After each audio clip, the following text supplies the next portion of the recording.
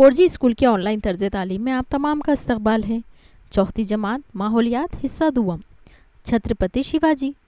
सबक नंबर 3 मराठा सरदार भोसले का बहादुर और काबिल ख़ानदान। आज की इस वीडियो में हम मराठा सरदार भोसले का बहादुर और काबिल ख़ानदान के बारे में मालूमात हासिल करेंगे। इसे शुरू से आखिर तक पूरा देखें और अगर आपने अभी तक हमारे चैनल 4G स्कूल को सब्सक्राइब नहीं किया है तो इसे सब्सक्राइब करें, बेल आइकन को ज़रूर प्रेस करें और बेल आइकन को प्रेस करते वक्त ऑल पर प्रेस करें ताकि आपको हमारे चैनल की अपडेट्स मिल सकें। तो चलिए आज के इस वीडियो की शुरुआत करते हैं। सबक नंबर 3 मराठा सरदार भोसले का बहादुर और काबिल ख़ानदान। सबक शुरू करने से पहले हम आपको एक नोट बता दें जो आपकी इसी किताब के सफ़ा नंबर 11 पर दी हुई है कि यहाँ लफ्ज़ मराठा से मुराद किसी ख़ास ज़ात का फ़र्द नहीं बल्कि इसका मतलब मराठी ज़बान बोलने वाला महाराष्ट्र का बाशिंदा है। ये है आपके लिए नोट कि मराठा सरदार का मतलब यहाँ पर महाराष्ट्र का मराठी बोलने वाला बाशिंदा है। इसे सोचकर इस सबक को समझें। बेचैनी और इंतशार का ज़माना। एक तरफ संतों ने लोगों के दिलों में भक्ति का जज्बा पैदा किया तो दूसरी तरफ बहादुर मराठा सरदारों ने महाराष्ट्र में हिम्मत और बहादुरी की रिवायत कायम की। ये ज़माना बहुत बेचैनी का था। महाराष्ट्र में आदिल शाह और निज़ाम शाह के दरमियान अक्सर लड़ाइयाँ होती रहती थी जिसके लिए उन्हें फ़ौज की ज़रूरत पड़ती थी। फ़ौज में मराठा सरदारों को शामिल करके फ़ायदा उठाया जाता था। अब हम देखेंगे कि मराठा सरदार में क्या खुसूसियत थी और किस तरह उनका फ़ायदा लोग उठा रहे थे। बहादुर मराठा सरदार। मराठे मेहनती, बहादुर, वफादार और हिम्मत वाले लोग थे। दिलेरी के साथ लड़ना फ़ख्र की बात समझते थे। हाथ में भाला लिए, कमर से तलवार लटकाए, घोड़े पर सवार दिलेर मराठा नौजवान फ़ौज में भर्ती होता था। हर मराठा सरदार हमेशा अपनी फ़ौज रखता था और जब ऐसा कोई सरदार सुल्तान के पास जाता तो इसे आसानी के साथ फ़ौज में नौकरी मिल जाती थी। बादशाह इस मराठा सरदार को आला फ़ौजी ओहदा देते और कभी कभी जागीर भी अता करते थे। जिस सरदार को जागीर मिल जाती वो अपने आप को जागीर का राजा समझता था।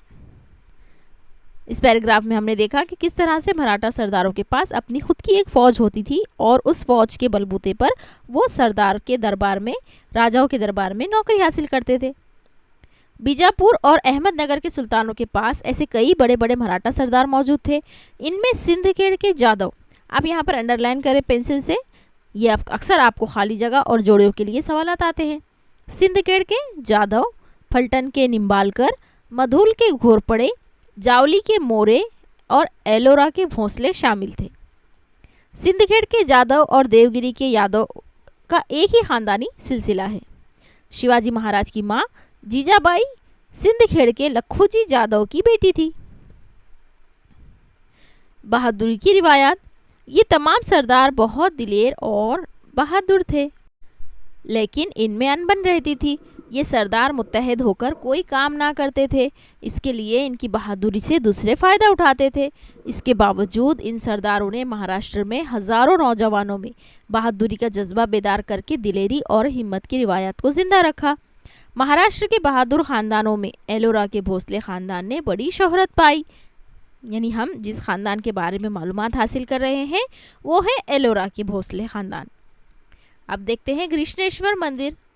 तकरीबन 400 साल पहले की बात है। एलोरा के गारों के करीब वाक़े कृष्णेश्वर के खूबसूरत मंदिर की इमारत बोसीदा हो गई थी। इसकी दीवारों में जा बजा शिगाफ पड़ गए थे। मंदिर का पुजारी भी मंदिर छोड़कर चला गया था और इस मंदिर पर वीरानी सी छा गई थी। इस हालत को देखकर अक़ीदतमंद अफसोस करते थे लेकिन उसकी मरम्मत और दुरुस्ती का ख्याल किसी को ना था। इस बोसीदा मंदिर में भगवान शिव का एक अक़ीदतमंद पाबंदी के साथ आया करता था। वो फूल चढ़ाता और मुरादें मांगता था। एक रोज़ वो अपने साथ कुछ मज़दूरों को ले आया और मंदिर की पूरी इमारत की मरम्मत करवा दी। मंदिर के अंदर और बाहर रोशनी का इंतज़ाम भी कर दिया। इस तरह इस मंदिर की पिछली शान और शौकत वापस आ गई। ये किसने किया? ये शिव भक्त कौन थे? ये मालोजी राजे भोसले थे जिन्होंने इस मंदिर की मरम्मत कराई। एलोरा के भोसले। एलोरा गांव के पाटिल मालोजी राजे बड़े शिव भक्त थे। उनके छोटे भाई का नाम विट्ठोजी राजे था। ये दोनों एलोरा गांव के पाटिल बाबाजी राजे भोसले के लड़के थे। मालोजी राजे और विट्ठोजी राजे बहुत काबिल और बहादुर थे। इनके पास काफ़ी मुस्लिह मराठा सिपाही थे, मुस्लिह यानी कि हथियारों से लैस। वो ज़माना बहुत बेइत्मीनानी का था जिस वक्त निज़ाम शाही रियासत पर शुमाली हिंद के मुग़ल बादशाह ने हमला किया। उस वक्त दौलताबाद निज़ाम शाही रियासत का पाया-तख्त था। मलिक अंबर इस रियासत के वज़ीर थे। वो बहुत काबिल और ज़हीन थे। वो एलोरा के भोसले ख़ानदान के दोनों भाइयों की बहादुरी से वाकिफ़ थे। मलिक अंबर ने निज़ाम शाह से भोसले ख़ानदान के दोनों भाइयों की दिलेरी की तारीफ़ की, जिससे खुश होकर निज़ाम शाह ने मालोजी राजे को पूना और सोपा परगना की जागीरें अता की। इस तरह भोसले घराने में शान शौकत आई। मालोजी राजे भोसले की बीवी का नाम उमाबाई था, जिनका ताल्लुक़ फलटन के निम्बालकर ख़ानदान से था। उनके 2 बेटे थे, एक का नाम शाहजी और दूसरे का शरीफ जी था। जब शाहजी की उम्र 5 बरस थी, उनके वालिद मालोजी राजे इंदापुर की लड़ाई में मारे गए। विट्ठोजी राजे ने अपने भतीजों की परवरिश की और जागीर का इंतज़ाम भी संभाला। कुछ अरसे बाद उन्होंने शाहजी के लिए लखोजी राव जाधव की लड़की का हाथ मांगा। लखोजी जाधव की बेटी जीजाबाई बड़ी सलीकामंद और समझदार थी। लखोजी राव ने इस रिश्ते को कबूल किया। लखोजी राव निज़ाम शाही के एक बहादुर और शजा सरदार थे। एक बड़ी फ़ौज के मातहत इनके मातहत थी। निज़ाम शाह के दरबार में भी इन्हें बड़ी इज्जत हासिल थी।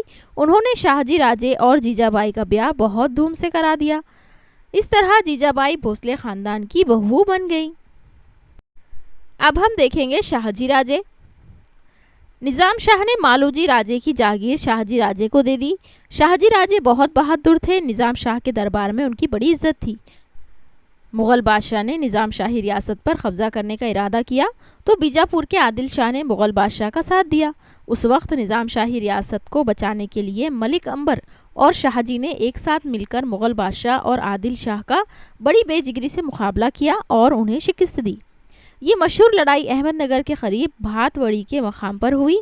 इस लड़ाई में शरीफ जी मारे गए, लेकिन शाहजी राजे ने बड़ी शुजाअत का मुजाहरा किया और एक बहादुर सिपाही की हैसियत से चारों तरफ उनकी शोहरत हो गई। दरबार में उनकी इज्जत बढ़ गई, यहाँ तक कि मलिक अंबर भी उनसे हसद करने लगे, जिसकी वजह से दोनों में कशीदगी पैदा हो गई।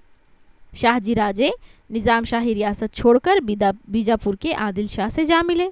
आदिल शाह ने उन्हें सर लश्कर का खिताब देकर उनकी इज्जत अफजाई की। बाद में निज़ाम शाही सल्तनत में कई वाक़यात पेश आए। मलिक अंबर का इंतकाल हो गया। उनके बेटे फ़तेह खान का जहन साजिशी था। अब वो निज़ाम शाह के वज़ीर बन गए और इंतज़ाम सल्तनत में उनके हाथ में आ गया। उनके ज़माने में निज़ाम शाही सल्तनत का ज़वाल शुरू हुआ।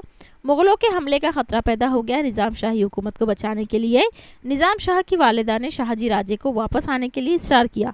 इसलिए शाहजी राजे आदिल शाही सल्तनत छोड़कर निज़ाम शाही सल्तनत में वापस आ गए। इस तरह से यहाँ ये सबक मुकम्मल हुआ। इसमें हमने देखा है कि किस तरह से शाहजी राजे के बारे में हमको बताया गया है, उनके ख़ानदान के बारे में कि वो किस ख़ानदान से थे। उनका ताल्लुक़ मराठा सरदार भोसले ख़ानदान से है और उनकी शादी जीजाबाई यानी कि जो शिवाजी महाराज की वालदा रही हैं उनसे हुई। और इस तरह से हमने देखा कि शाहजी राजे ने आदिल शाही सल्तनत छोड़कर निज़ाम शाही सल्तनत में वापसी अख्तियार की।